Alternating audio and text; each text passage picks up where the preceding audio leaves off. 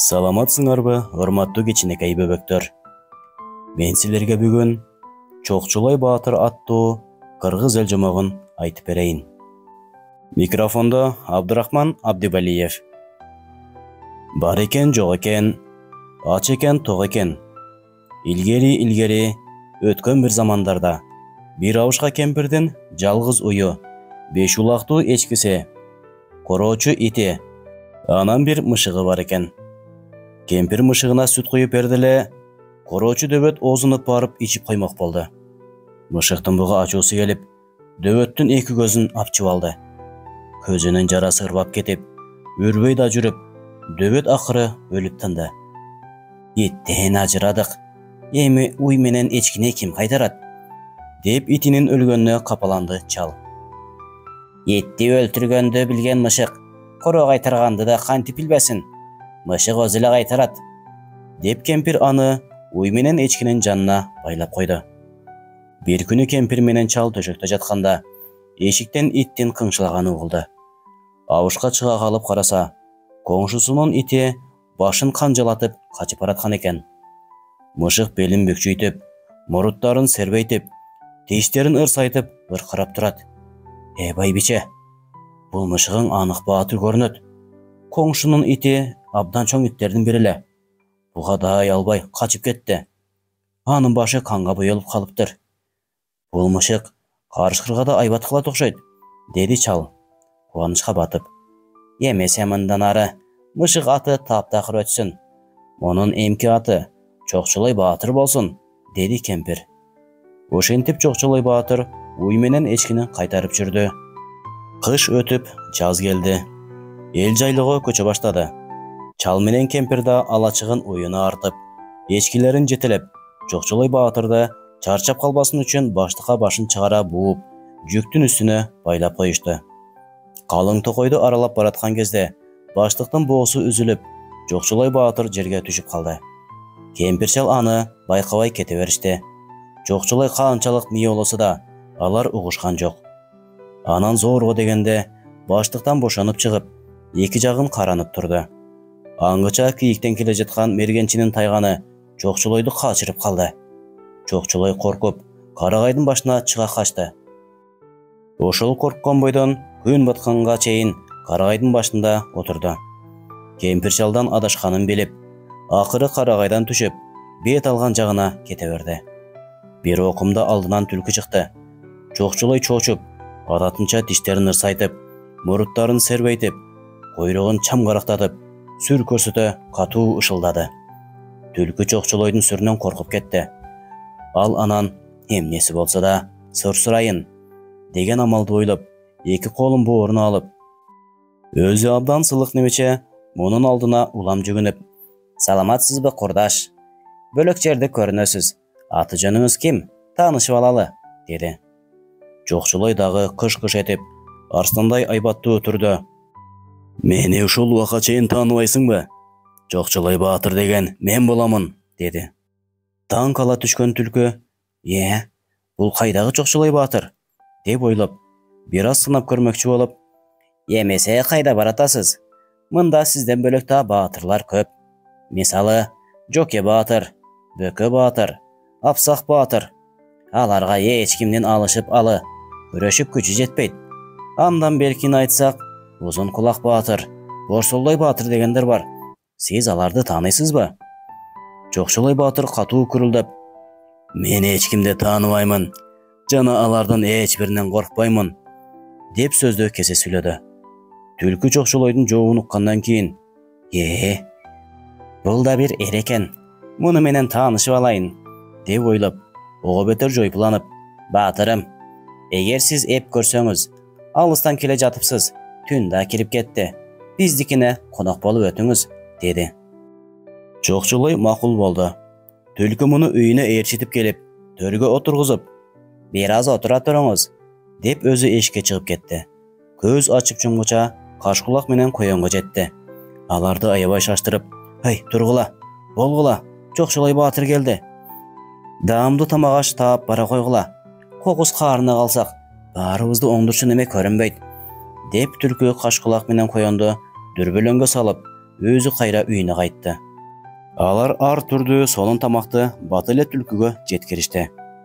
Түлкү кылт-култ эте ордунан учуп туруп: "Кадырлуу Чокчулай баатыр, менин урматтуу досторум, бирге ойногон жан курбулар менен таанышып коюңуз. Көзү тосток, кулагы узун Майрык баатыр. Мына бул быкындуусу Борсолдой баатыр", деп коен менен Кашкулакты тааныштырып, алар алып келген момолой чычканды Чокчулойдун алдына койду. Чокчулой анда-санда күр-күр этип момолойду тыткылап жеп жатты. Коен менен Кашкулак Чокчулойдун сүрдүү кейпинен, күр-күр эткен үнүнөн эстери чыгып, улам артка жылып отуруп, акыры кантип босогого барып калгандарын сезбей эле калышты. Момолойдун этине кызыгып, түлкү жаланганда Чокчулой айбаттуу ышылдап, аны четке кууп салды. Мунун айбатын көргөн Кашкулак коенго карап: "Бале, баатыр болбосоң коя кал. Түлкү корккон соң бизге эмне?" деди. Оба, деди коен кулагын жапырып, өзү абдан ачуулуу көрүнөт. Бирок ачысу канча болсо да тартип тазалыкты бекем сактайт экен. Көрбөйсүңбү? Бети колун жууп жатат. Чокчулой момолой чычканды бүт жеп, жүктүн үстүнө чыгып жатып алды. Мындай кылыкка ыза болгон түлкү эми мышыкка каршы коенду кайрады. "Карачы, бизди дегеле жан ордуна санабайт.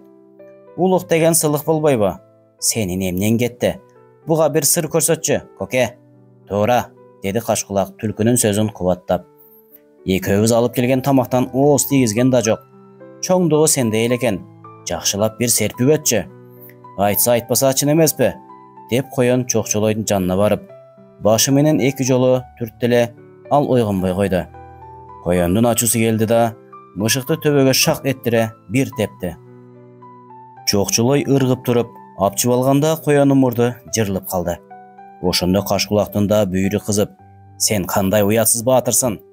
Деги жөн келип, жөн кетсең боло. Ай ушу сенин чоңдугуңнан кечтим", деп мышыкты катуу качырды. Чокчулой да качырып келип, кулактан тиштегенде Кашкулак томолонуп эшикке чыга качты. Мурдунун жырыгын оң таманы менен бекем басып, өзү 3 буттап соргоктогон бойдон бөкүрүп бакырып коенда кетти. Буларды көргөн түлкү аябай коркуп: "Ай, чоке баатыр, сабыр кылыңыз. Ал тентектерге теңелбеңиз.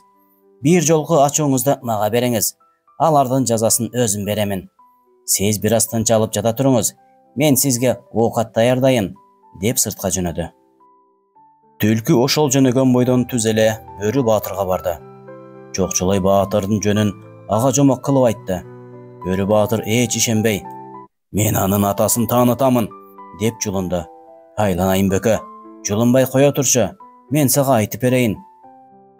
"Бөкө баатырың кайда? Аны тезинен чакыр.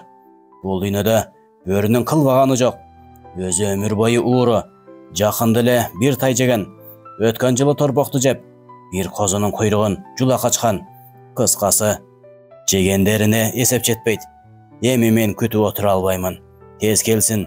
Эгер келбесе, өзүм барамын", деп ал күрүлдөп, же чаңыргандай болсо, бүткөн боюң титирейт, деди түлкү. Карышкыр түлкүнүн сөзүн угуп чындап эле коркту. Бул да эми айласын таппай калганда, түлкү ээрчитип алып, Жолборс менен аюуга барып, иштин жайын түшүндүрдү. Жолборс булардын сөзүн уга арзамат, аябай ачуусу келип, жерди чапчып ырытканда, таштуу топурак түлкүнүн так башына тийди. Түлкү зеңгирей түшүп, ордунан тура калып ыйламсырап Жолборска мынтип айтты: "Жоке баатыр, бул чын. Сизди алып кел. Ал менден бийликсиз иш кылат экен. Анын 4 таманына шиш кагамын. Мага келип жүгүнсүн. Антпесе суу калбайт. Бакса, Майрык таман аюу коша келсин", деди. Өзүн кемсинтип айткан сөзгө аюу да ачууланып: "Менин таманым Майрык экенин ошол гана көрүппү", деп күрс көрсөтүп, эки колун артына алып, ачуусуна чыдабай аркы терки баса баштады. Жолборс комдонгон жеринде күрүлдөп шарылдап жатты. Бирок баарынын тең айласы кетип, акыры түлкүнүн айткан кебине көнүп, Жолборс семиз уйду жетелеп келип, карагайга байлап салды. Аюу бир каман, карышкыр бир улак байлады. Каман дайынсыз коркулдай бергендиктен аны өлтүрүп коюшту. Түлкү ишке эми мыктап киришти. Жолборсту өлгөн каманга жакын жаткырып, үстүнө чөп жаап таштады. Карышкыр карагайдын түбүнө жатып, бутактарды жамынды. Мен эч ким жетпес жерге жашынамын, деп аю карагайдын башына чыгып кетти. Тыйынчышкан бул окуяга аң-таң болуп, ошол эле жердеги карагайдын бутагында карап отурду. Арызга келе жаткан коен менен кашкулакта таң калышты. Өздөрү өлгүдөй коркуп жаткан немелер бизге кайсы жардамды берет? Жүр, кетели, деди коен. Кашкулак кесирленип, жок, мен ошол чокчолойдон өч алмайынча кетпеймин, деп болбой койду. Экөө далдага жашынып турушту.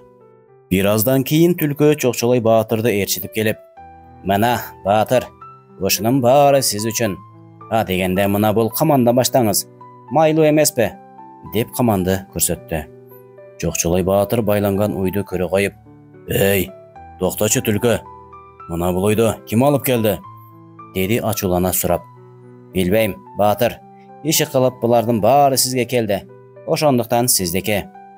Чокчолой ого бетер ачууланып, жок, бул ой менен улак биздики, ким алып келип жүрөт? Деди.